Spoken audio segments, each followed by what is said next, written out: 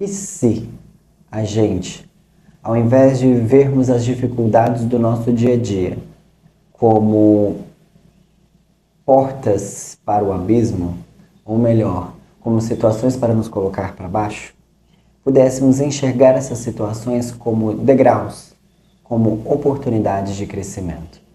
A mesma situação, ao invés de vermos ela como sendo uma tentativa da vida de nos derrubar, vermos ela como uma tentativa de nos promover. Você já fez isso nos acontecimentos desagradáveis que passamos diante da vida? Ao invés de reclamarmos, ao invés de nos perguntar por que isso acontece conosco, perguntar: o que isso quer me ensinar? Qual aresta, qual defeito veio lapidar? Se isso quer me tornar uma pessoa melhor, o que isso veio então me tornar?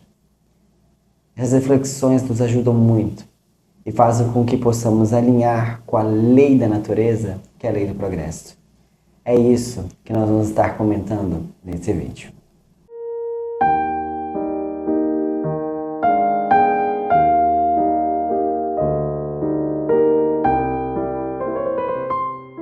Olá pessoal, sejam todos bem-vindos a mais um vídeo no meu, no teu, no nosso canal Supere-te a Ti Mesmo. Eu espero de coração que todos vocês estejam bem. No vídeo de hoje nós estaremos dando continuidade ao nosso curso O Estudo do Viver, com a aula de número 4, intitulada Tornando-se Uno com a Vida. Inspirados então na obra A Arte de Viver, do filósofo Epíteto, da interpretação de Sherry Label, estaremos aqui refletindo algumas dessas passagens. Os capítulos que inspiraram esse vídeo estão aqui embaixo. Lembrando que também na descrição desse vídeo está um link para que vocês possam adquirir esse maravilhoso livro. Vamos juntos então refletir um pouquinho sobre essa ideia da unidade, sobre alinharmos com ela e como então podemos fazer isso no nosso dia a dia. Iniciamos o vídeo aqui com a seguinte fala de Epíteto: utilize integralmente o que acontece com você. Íntegro vem de completude, vem de todas as partes. O que ele fala aqui para nós é o seguinte: todo o acontecimento, tudo aquilo que acontece com você, use de maneira completa.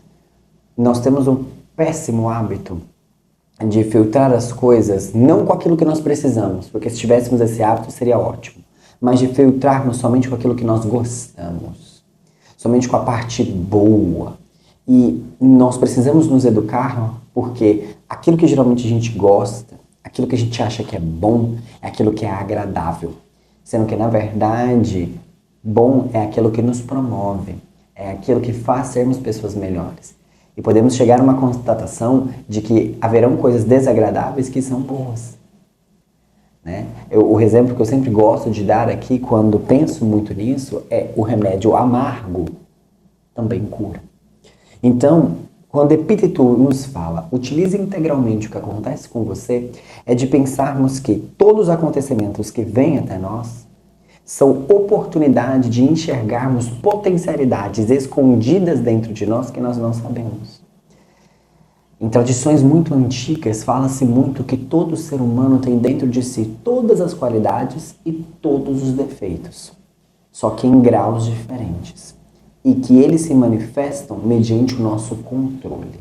Que quando não controlamos, eles estão à solta. E muitas das vezes o que se manifestam são os nossos defeitos.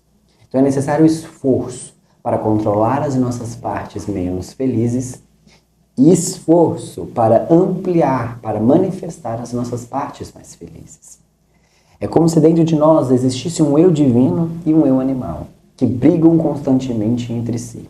E qual deles vencerá sem essa batalha? Simples, aquele que nós alimentarmos mais, aquele que nós motivarmos mais, aquele que estiver mais forte. Então o Epíteto vai nos falar o seguinte, que as dificuldades da nossa vida, elas vêm como portas para desenvolvermos, para enxergarmos potencialidades que nem nós conhecemos. E ele diz o seguinte, abre aspas, as provas que suportamos podem e devem nos revelar quais são as nossas forças. Olhar justamente para dentro, para enxergar então essa possibilidade. E ele vira e fala, nós precisamos ter a sabedoria dos modos de uso. Como assim? Quando estamos com dor no estômago, nós não tomamos remédio, por exemplo, para a pele. Quando, por exemplo, estamos com alguma feridinha na pele, eu não vou tomar, por exemplo, um remédio para dor de cabeça. Ou seja, o que ele nos convida a refletir é sobre a sabedoria de, a cada coisa, usarmos aquilo que é necessário. E que, se nós tivéssemos essa sabedoria no nosso dia a dia, nas nossas amizades, nas nossas relações, nós teríamos muito mais leveza. Como assim? Por exemplo, a vida vem com uma ofensa verbal, algo que te alfineta ali. Qual é a melhor coisa que podemos ali dentro de nós pegar e utilizar nesse combate? A paciência. A paciência. Às vezes, por exemplo, a pessoa está ali te ofendendo e você, por exemplo, tentar resistir, você talvez tentar ser carinhoso, não vai adiantar. É necessário às vezes calar, ter paciência, não devolver com a mesma moeda, ter esse autodomínio. Outro exemplo, venha uma tentação, aquele hábito de falar mal dos outros, de ver as situações ruins, porque tudo isso são hábitos. Enxergar somente as coisas ruins é um hábito que nós desenvolvemos, nós somos treinados para isso, de sermos pessimistas. E quando, por exemplo, vem uma situação e esse hábito vem, nós deveríamos tirar de nós o quê? O nosso autodomínio. Ele vai dar, por exemplo, um outro exemplo, quando temos uma sensação de dor ou de fraqueza, né? Que nós devemos pegar ali de nós a nossa resiliência, a nossa fortaleza, né? A nossa resistência para poder passar por aquela situação, porque assim como a alegria, a dor, a tristeza são passageiras e nós não podemos nos identificar com ela. Porque uma coisa bastante interessante que ele nos destaca é uma pessoa sábia. Não é uma pessoa que vai deixar de sentir dor, deixar de sentir alegria. Pelo contrário, o sábio sente, mas não se identifica com essa dor, não se identifica com a alegria, pois sabem que ambas são passageiras, são estados momentâneos e que nós devemos estar num patamar acima delas. Porque quando estamos no mesmo patamar delas, ficamos num joguete. Ora estamos com dor, ora estamos alegres e fica assim. E isso gera uma inconstância. Isso gera uma variabilidade interna muito grande e faz com que nós soframos muito. Por isso ele diz, o autoconhecimento ele se dá pela consolidação do hábito, olha o que eu estou dizendo, o autoconhecimento se dá pela consolidação do hábito de identificarmos a potencialidade, de identificarmos aquilo que podemos usar para combater a nossa fraqueza. Ou seja, a partir do momento em que nós vamos tendo essa consciência desperta, observamos os nossos pontos fracos e pensamos juntos conosco ali, o que podemos fazer para combater esse hábito? Qual recurso interior dentro de mim eu posso desenvolver, eu posso tirar daqui para combater? Que são as nossas virtudes. E ele vai nos dizer, não há nenhum problema que chegue a nós que não esteja na nossa altura. Se eu jogo uma bola na parede e ela volta na minha altura porque eu estou na capacidade de pegá-la. Ou seja, muitas das vezes nós estamos passando por alguma situação na nossa vida e que a gente vira e fala assim, eu não vou dar conta. E a vida vira e fala assim, dá sim. Porque eu te conheço melhor do que você mesmo. E quantas vezes isso não aconteceu? Então convém a nós pensarmos, usar integralmente tudo aquilo que acontece. O que nós temos geralmente o hábito péssimo, como nós vimos já logo no início do vídeo. Nós temos a ideia de separarmos as coisas boas e ruins, o que deve ser feito, só que o problema nessa separação é que nós separamos o bom como sendo aquilo que nos agrada e o ruim aquilo que nos desagrada. E não fazendo essa separação. O que hoje me ajudou a crescer como ser humano? O que hoje não fez com que eu crescesse como ser humano? E ter essa constatação. E aí ele então vai nos dizer, harmonize as suas ações com a maneira que a vida é. Então, muitas das vezes nós queremos que a vida molde as nossas vontades. E fazer o contrário nós não estamos dispostos. O ego fala mais alto. Sendo que na verdade o que nós deveríamos estar fazendo é justamente o contrário. Harmonizando a nossa vida, harmonizando os nossos pensamentos, as nossas ações de acordo com a maneira como a vida é. A vida é um constante movimento. A vida é uma constante entrega. E nós deveríamos estar nos alinhando a isso. E lapidando os nossos pensamentos, e lapidando os nossos hábitos para fazer essa situação. E aí ele vai nos dizer, abre aspas, Comporte-se em todas as questões, grandes e públicas, pequenas e domésticas, de acordo com as leis da natureza. Harmonizar sua vontade com a natureza deveria ser o seu maior ideal. E aí ele vai nos destacar uma questão que é muito importante, que é, se nós não nos alinharmos com a natureza, muito sofrimento nos será dado, porque a vida não se adapta ao nosso favor.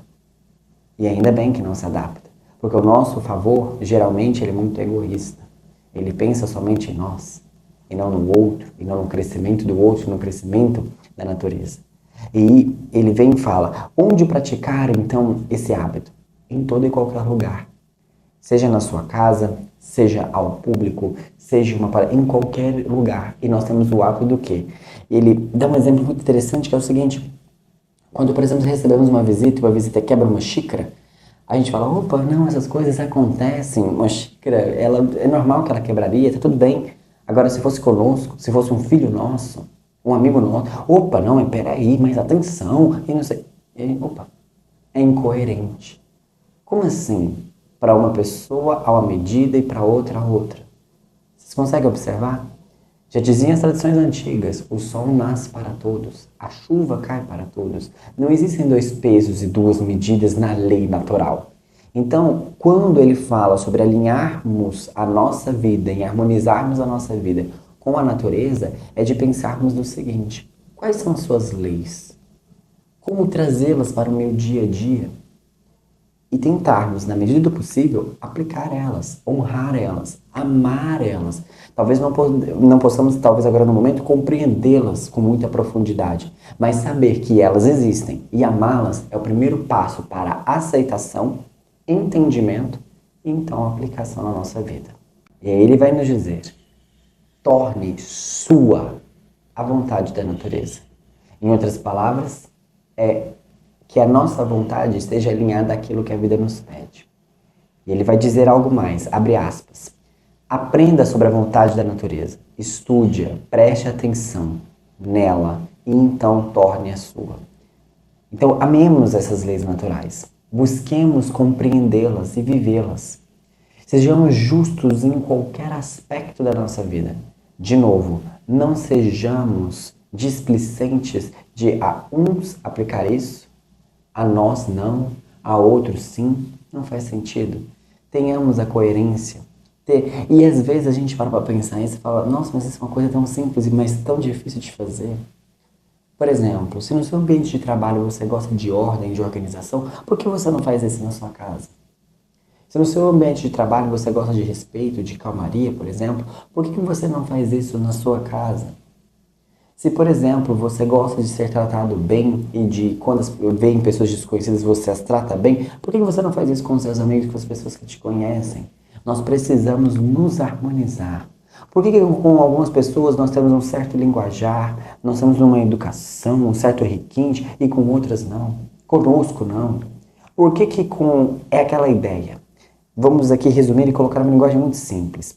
Quando, para os de fora, armamos a mesa com os talheres mais chiques e para os de dentro usamos os talheres mais simples, aí é um grande problema. Para todos, deveria ser sempre os talheres mais chiques. E lembrem-se que esse exemplo, ele é um exemplo que, no sentido literal, ele já nos ensina algo muito profundo, mas que há algo que deve ser analisado a mais. Não pensemos somente nas coisas materiais. O João Vitor tanto está falando para mim que eu tenho que sempre usar as xícaras, mas não interpretemos ao pé da letra. Mas daquela ideia. Por que em algumas situações temos requintes, em outras não? Convém a nós pensarmos essa ideia das harmonizações. E o quanto que essa falta de harmonia nos desequilibra. E por fim, porém não menos importante, aqui o que resume bem esse vídeo, que nos ajuda a concluir, é o amor fati, muito ensinado pelos estoicos. O que seria esse amor fati? É o amor ao fato, o amor ao acontecimento. Aconteceu aquilo é porque aquilo tem algo para me ensinar. Como diria nessa imagem, vejam só, é a mentalidade estoica para tirar o melhor proveito de tudo o que acontece. É sobre tratar cada momento, não importa o quão desafiador ele seja, como algo a ser abraçado e não evitado. Em outras palavras, amemos os fatos, amemos os acontecimentos e não os evitemos, os repilamos. Um beijo no coração de vocês e nos vemos no nosso próximo vídeo na semana que vem aqui no nosso canal. Esperamos que as reflexões tenham sido válidas. Até mais, pessoal. Fiquem todos bem.